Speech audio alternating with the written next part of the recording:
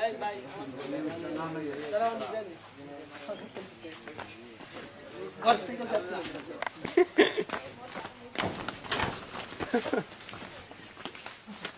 এটার বিচার চাই। আমার দুইটা মেয়ে আছে, আমার মেয়ে গো কি অবস্থা হবো। হ্যাঁ মনে করেন যা কামাই করে সবে তো এনে নিয়ে আহে, প্রতিদিনই আহি হ্যাঁ লগে এনে দেখা করে যায়। তারপরে টাকা পয়সা যা আনে সব এনে ই করে, বাড়িতে বাজার সদাই করে না, পোলাহান্ডি ই করে না। আর আমি এটার বিচার চাই। না মনে করুন এনে দুর্নাম যখন হয়ে গেছে তাহলে আর কি করবেন আপনারা?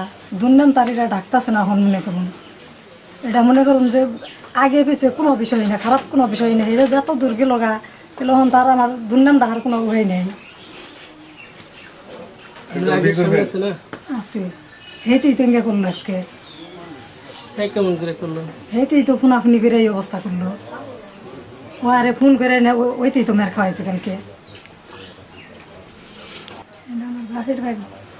তো এখানে উনি আসলো কিভাবে? এটা ও তো না হেনে ও তো রাস্তায় এসেছিল, কি করে মেরে আনছে,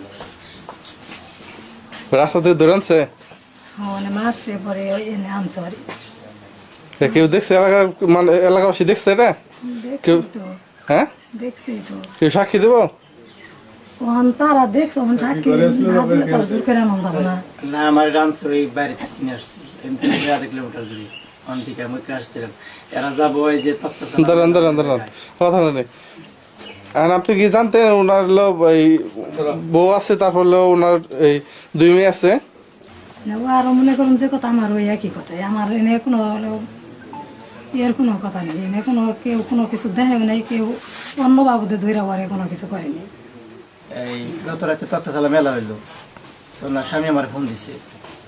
ওনার স্বামী আমার ফোন দিছে যে তত্ত্বশালা মেলায় জমা হ। রাত বাজে 7টা 7:30। পরে মোটর সাইকেল নিয়ে আইতেছি যে আপনারা বাইরে নিতে আইতেছি। ও যাবার এই দিয়ে দোকান পাড়ের থেকে 4-5 জন লোক ভাড়া করে রাখছে, ওটা তো আমি জানি না। তাই মোটর সাইকেল নিয়ে আসছি, ওই সাইডের মোড় আছে ওই জায়গায়, ওই তীরে আসছি বাদে অটো নিয়ে যে আমার আগার দিছে। অটো নিয়ে যে আগার দিয়ে ওর লোক ছিল 4-5 জন, 4 জন আমার মারছে। আমার মোটর সাইকেল নিয়ে গেছে গাড়ি ফারুক নিয়ে আমার মারছে 4 জনে। ডাক শিক্ষার কারণে পাড়া প্রতিবেশী লোক ছিল, এরা রাত্রেবেলা যায় না, এরা আমার থেকে উদ্ধার করে নিয়ে আসছে।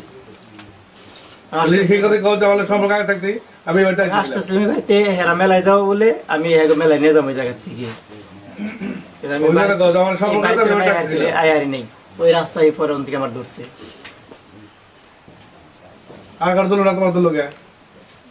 মানুষ কম আছে, সেটাই তো কথা। আমার সেখানে যে গ্রামে মাই মাছ বাড়াচ্ছে,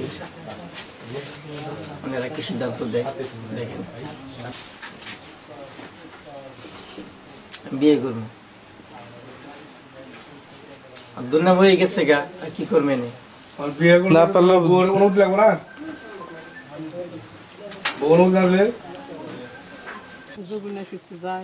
সম্পর্ক নাই, তারপরে ছবি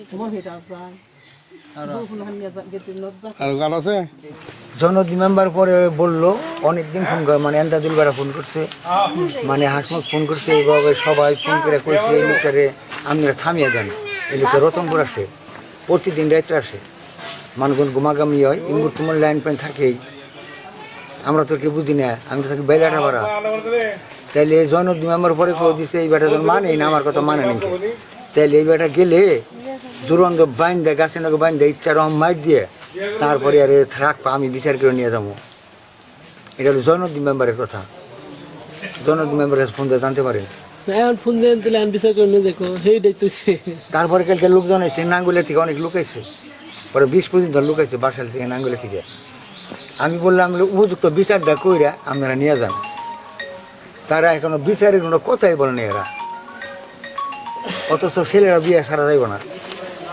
ছেলেরা বিয়ে করবো, যতবারই জিজ্ঞাস করছে ততবারই কয় আমি বিয়ে ছাড়া যাব না। তাহলে আমাদের কি করার আছে? কোন হিসাবে গার্জেন আমার কথাই তো মানে না, কেউ মানে না আমার কথা। হ্যাঁ আমি বলতে পারব না ভাই।